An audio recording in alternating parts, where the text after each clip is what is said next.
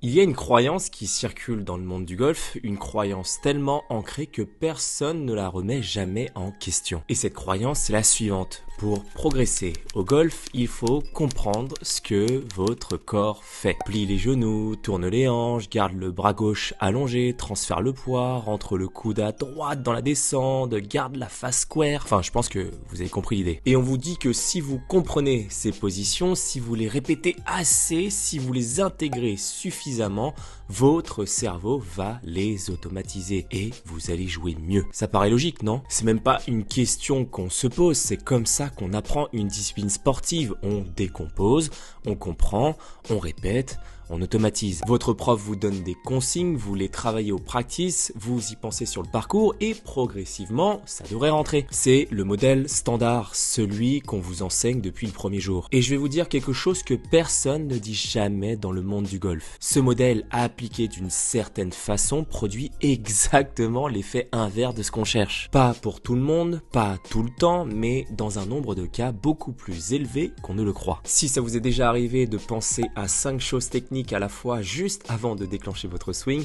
vous savez exactement de quoi je parle. Et je vais vous prouver pourquoi avec la science, avec des études, avec un chercheur dont vous n'avez probablement jamais entendu le nom, mais qui a révolutionné notre compréhension de l'apprentissage moteur.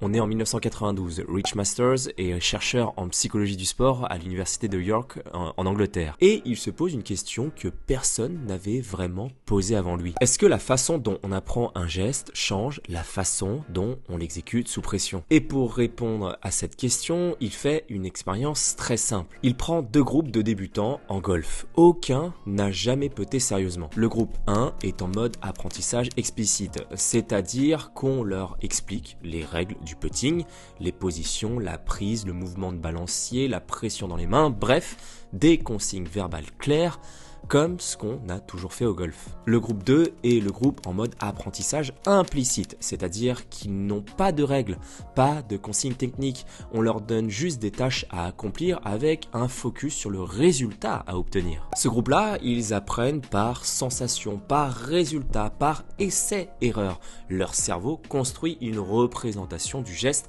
sans qu'ils puissent verbaliser comment ils font. Les 2 groupes s'entraînent pendant la même durée et à la fin, ils putent à peu près pareil, même niveau de performance. Mais là, Masters fait quelque chose de malin. Il met les 2 groupes sous pression.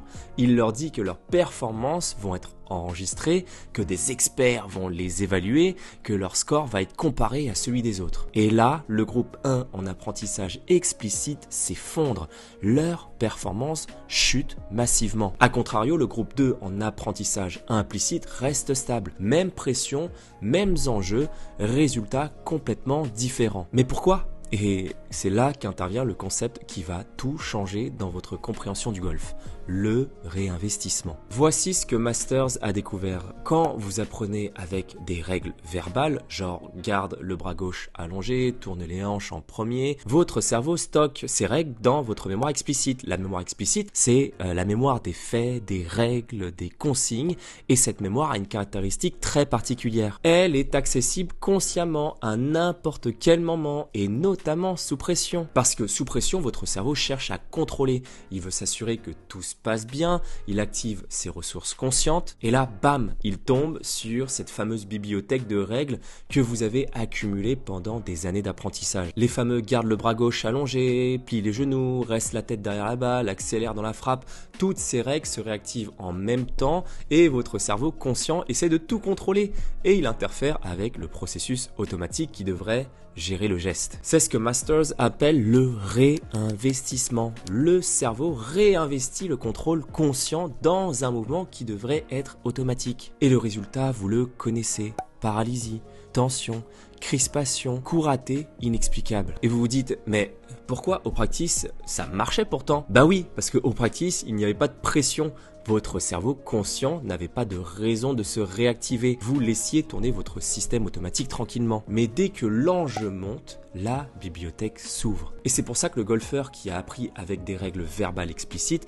est fondamentalement plus fragile sous pression que celui qui a appris par sensation et analogie. Pas parce qu'il est moins bon techniquement, mais parce que son apprentissage a créé une vulnérabilité neurologique que l'autre n'a pas. Et là, je vais vous faire une confession parce que pour ceux qui me suivent depuis longtemps, vous le savez, mais en fait, Masters a décrit dans ses études ce que j'ai vécu dans ma propre chair. Quand j'ai commencé le golf en 2014, je swingais librement, pas de règles, une intention, une sensation, je tapais dans la balle et je progressais.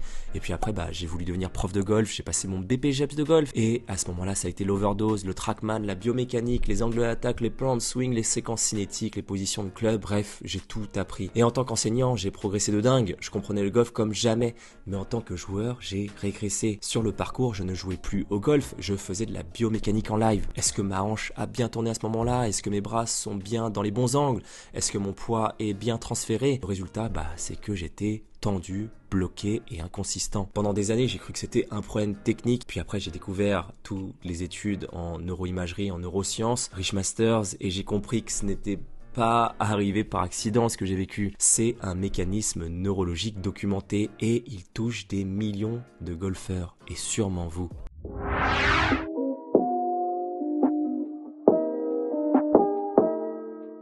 Et là, vous allez me dire, attends, tu es en train de me dire que la technique c'est inutile, que je dois jouer au feeling et c'est tout? Absolument pas. Et c'est là toute la subtilité. La technique, c'est essentiel, c'est indispensable. Vous ne pouvez pas jouer au golf sans construire des fondations solides. Mais la question n'est pas si vous travaillez la technique, la question c'est comment vous la travaillez. Parce qu'il existe deux façons d'apprendre le même geste qui produisent des résultats radicalement différents sous pression. La première façon, c'est la façon explicite, comme on se l'est dit. C'est ce que vous faites depuis le début. Par exemple, pour le putting, ça pourrait être ça. Pour un bon putting, il faut garder les épaules parallèles à la ligne de jeu, le putter dans le prolongement des avant-bras, déclencher le mouvement depuis les épaules sans activer les poignets. Votre cerveau stocke ça dans une règle, une instruction verbale, accessible consciemment, réinvestissable du coup sous pression. La deuxième façon, c'est la façon implicite. On reprend le même exemple du putting. Au lieu de se dire toutes les contraintes de règles qu'on vient de s'énumérer, on pourrait faire les choses de cette façon-là. Ce n'est qu'un exemple, vous l'aurez bien compris. Imagine que tu pousses un train sur des rails et le train doit rester sur les rails. Vous voyez la différence? Dans la façon explicite, on a imposé une règle à votre corps en essayant de mécaniser consciemment le mouvement. Alors que dans le raisonnement implicite, on a essayé de donner une image, une sensation, une métaphore, pas une règle. Une expérience. Deux façons de voir, par exemple là sur l'exemple,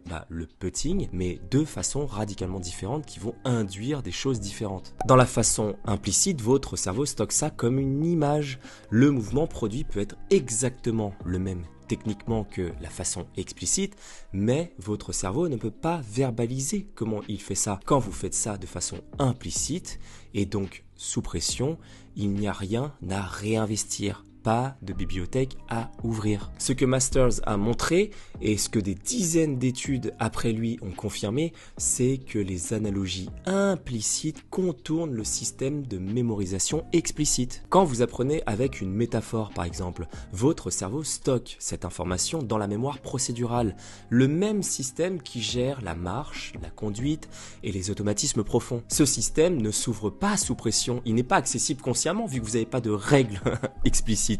Vous ne pouvez pas du coup les réinvestir parce que vous ne pouvez pas y accéder volontairement. C'est une protection naturelle contre le réinvestissement. Et ce mécanisme de réinvestissement, ce basculement entre contrôle conscient et automatisme, vous le voyez à l'œuvre de façon spectaculaire dans l'analyse que j'ai faite sur Brooks Koepka et Scottie Scheffler. Koepka en 2022 pensait à son swing en permanence dont le cerveau réinvestissait tout en boucle, alors que Scheffler, qui joue par intention, par sensation, à votre avis, qui est numéro 1 mondial? Et j'ai créé une analyse de 26 minutes que je vous offre où je décortique exactement leurs deux approches à travers ce prisme. Le lien est dans la description de la vidéo.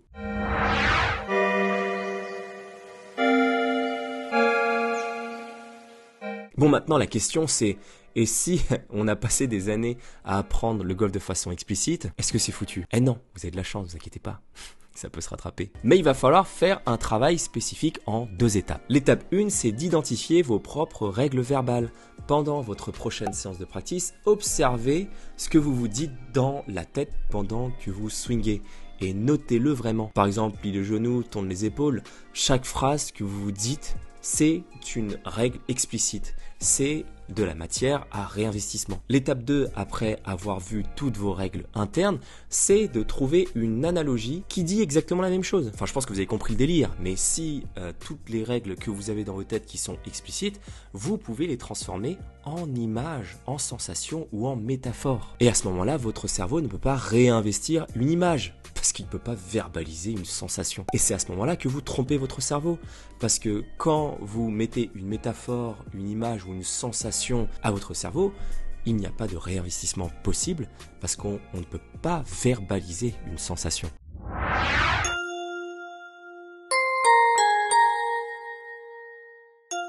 On est reparti au début. Cette croyance, celle que tout le monde a, celle que personne ne remet en question. Pour progresser au golf, il faut comprendre ce que fait votre corps. Sous pression, au moment où ça compte vraiment, est-ce que vous devez vous dire « Ah, il faut que je tourne les hanches de façon explicite ». Non, parce que là, vous allez exploser. Parce que cette compréhension explicite du mouvement, elle va se retourner contre vous au moment le plus crucial. Parce que tout ce que vous avez compris, tout ce que vous avez stocké, tout ce que vous avez mémorisé, votre cerveau peut y accéder. Et sous pression, il va y accéder exactement au moment où vous voulez qu'il vous laisse tranquille. C'est ça le réinvestissement.